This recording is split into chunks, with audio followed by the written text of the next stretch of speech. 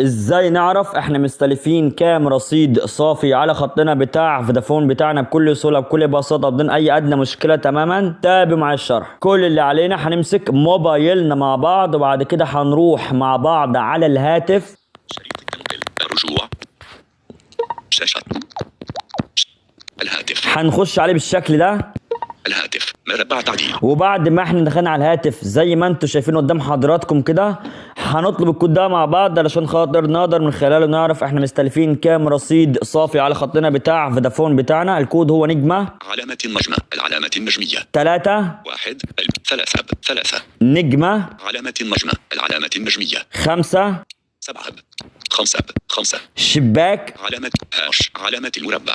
اتصال. سريت تم محو النص، إجراء بمجرد ما احنا بندوس اتصال هنقلب لحد ما نوصل للشريحة بتاعتنا اللي هي بتاعت فودافون، احنا مخلينها على 2. هندوس عليها بالشكل ده. 8 ربع الهاتف، زر اتصال، جاء تشغيل رمز USSD 0%. شريط التقدم، عفوا لا يمكنك استخدام هذه الخدمة. موافق زر. طبعا بمجرد ما انا دوست اتصال على الشريحة بتاعت فودافون بتاعتي راح جايب لي قدامي مربع حواري واكيد ظاهر قدامكم على الشاشة بتاعت موبايلكم ومكتوب فيه عفوا لا يمكنك استخدام هذه الخدمة. انا هدوس موافق. الهاتف، زر اتصال.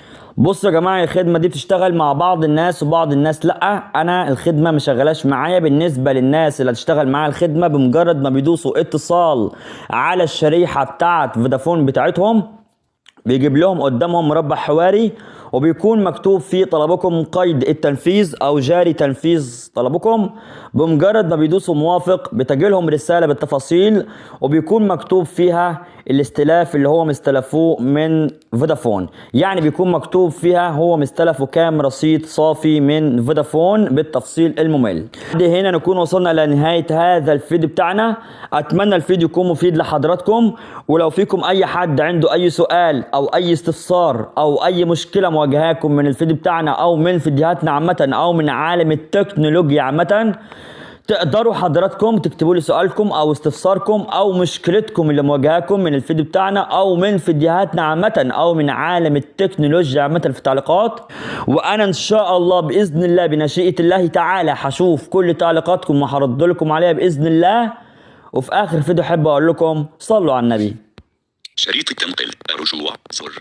شاشة